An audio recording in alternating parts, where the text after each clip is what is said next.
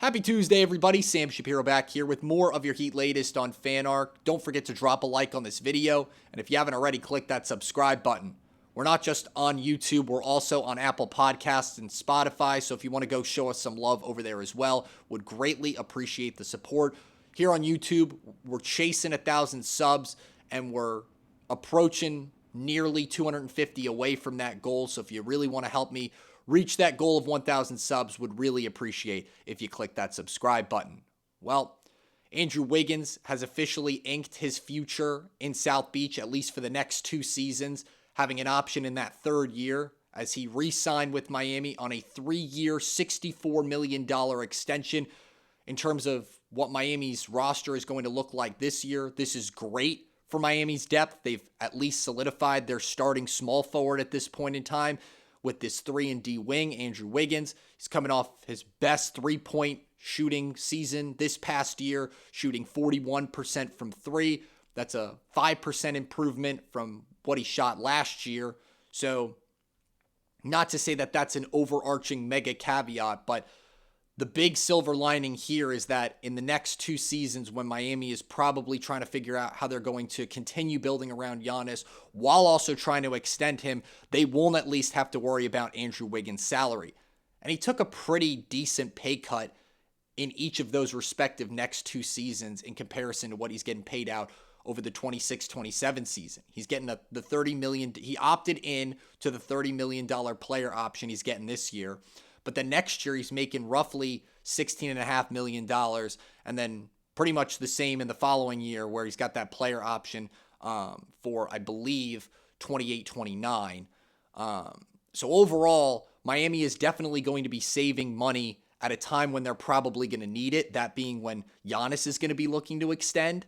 So the only problem with this situation is it doesn't really create any extra wiggle room financially this year to bring in players, which is one thing Miami is looking at trying to do right now, especially with shopping Jovic.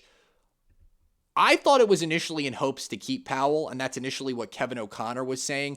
But I'm going to get into what Jake Fisher was saying later last night or yesterday evening that kind of made me have a little bit of a change of opinion here. Now, initially, Kevin O'Connor was saying that Miami has shopped Nikola Jovic in an effort to create the flexibility needed to reunite with Norman Powell. Now, if it happens, obviously, it would be a clear signing that the Heat would prioritize in that point, as they're looking at this point to really add win-now talent rather than young guys that they could potentially develop over the course of a couple seasons. They kind of just traded that experiment whole 9 away to get Giannis.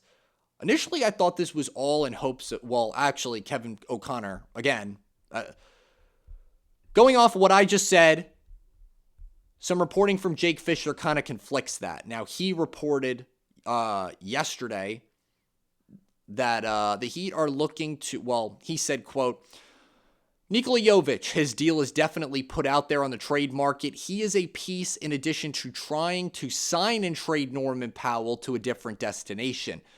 The key words there is trying to sign and trade Norman Powell. Now, I always thought that at least with Jovic trying to offload that contract, that was a major effort on Miami's part to try to, again, free up some space, as O'Connor has mentioned as well. Both the Heat and Powell had expressed interest in Powell coming back for another season. So I definitely thought this shopping Jovic incentive was to bring back a guy like Norman Powell, who I also think would be a great starting shooting guard for Miami. But these reports here, at least from Fisher, make me think that Detroit could swoop in and pick him up for a major payday, as guys like Jalen Duren are now exploring deals with the Sacramento Kings, and the Los Angeles Lakers. I mean, if Duren is out the door, then the Pistons are definitely going to have enough financial wiggle room to bring in Powell, which could be more likely than Hero if the Bucks want to stick with him. So, regardless, I think it's great if you can shop Jovic off, whether you can keep Powell or not. but I think that is the no-brainer move, as O'Connor kind of mentioned here. If you're able to get Jovic's salary off the payroll, then you can use that wiggle room in keeping Norman Powell. Drop in the comments what you guys think. And although the reports said that both parties want to see that happen, a number of reports have also said that that scenario is unlikely. So I wouldn't be surprised if it doesn't happen either. But if they are able to find a way to get rid of Jovic, then I don't understand why they would let Powell walk, because I don't really see how they would be getting a all-star level scorer for $25 million outside of that could potentially be a better fit, just because Powell at least has a year under his belt playing with Miami. He's at least gotten comfortable in some sort of sense. So I don't know why you would want to start over again in terms of trying to find another prospect to make them more comfortable in the system when you've already got somebody that already likes it. But we'll just kind of have to wait and see, and I'm curious how you guys feel in the comments and what you think Miami should do potentially going forward here. It's been a crazy free agency season, to say the least, and I mean, it hasn't even officially started yet. That really kicks off tomorrow. I believe it's 6 o'clock. But there was one free agent, I guess, target that's trying to reemerge now that I had mentioned last summer, that I kind of went on a rant saying, please, for the love of God, don't sign. While Miami is out on Ja Morant, and I think they would have been either way just because of financial reasons, with Morant out to Portland, also saw some news that Ben Simmons is trying to make a return to the NBA, and one destination that he liked was Miami. Please, for the love of God, do not sign Ben Simmons. He has nothing to offer the Heat. They want outside scorers. They want shooting. If my man didn't have a hoop on the boat where he won his fishing championship on, I still wouldn't even say go after him. I wouldn't even take him on a veteran minimum. He's got nothing to offer Miami. Nothing. 6'10" point guard, whatever, brother. You can find a number of other guys that can at least facilitate at a somewhat similar level to Ben Simmons. He would be hot garbage, bringing in hot garbage straight from the dump, no offense, bringing him into Miami, especially on a veteran minimum where you could get a number of guys, as we've talked about on the channel here, time and time again. And especially with Norman Powell not being in the lineup, you've got to look at a number of shooting guard prospects, whether it's Luke Kennard, Tim Hardaway Jr. Both of those two guys would rather have hand over fist in comparison to Ben Simmons. So I saw that, and I knew I had to make a joke about it here on the channel, because if anyone is seriously considering helping Ben Simmons reemerge into the NBA outside of the Philadelphia 76ers, I would say you have to get your head examined. Not to be overly harsh here, but I think Ben Simmons has absolutely nothing to offer the Miami Heat in terms of potentially rebolstering their roster.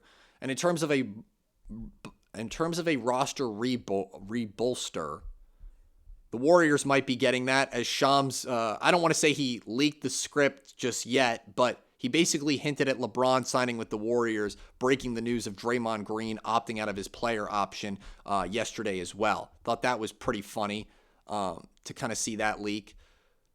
Again, Golden State Warriors forward Draymond Green officially declined a $27.7 million player option to enter free agency.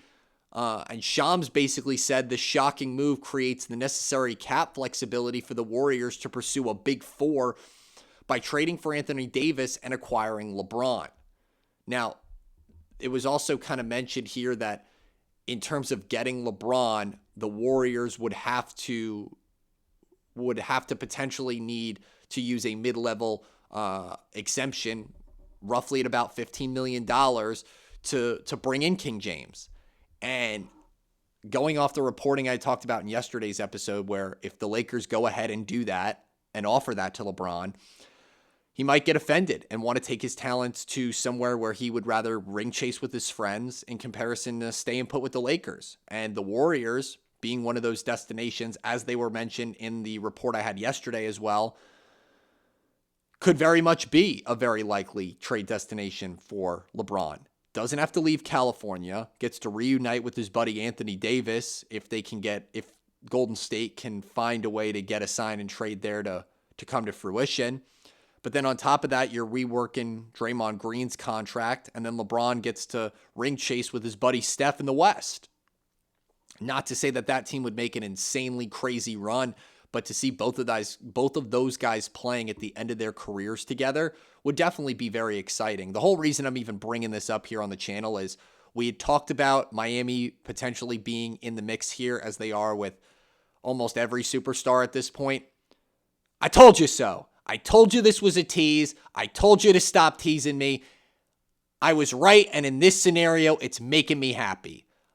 As much as it would have been an interesting experiment to see LeBron on the Heat, I'm happy to see. I'm actually at least excited to see that the teasing only lasted about a couple days, and we're at least getting more realistic destinations for him to land, assuming that the Lakers can't get a deal at least in the books with him for the next upcoming season down on their payroll. But they can give Austin Reeves a $180 million plus 40-year extension. So he can complement, I guess, Luka Doncic as a main future piece in LA. So it's at least an option Miami doesn't have now, and the teasing can finally stop. So that's all I'm going to say about that. And that is actually how I'm going to conclude this Tuesday's episode of your Heat Latest on FanArc. Don't forget to drop a like on this video, and if you haven't already, click that subscribe button. We've got great daily content you don't want to miss all right here, Monday through Friday. Once again, thanks so much for joining us. I'm Sam Shapiro. Hope you guys have an awesome Tuesday.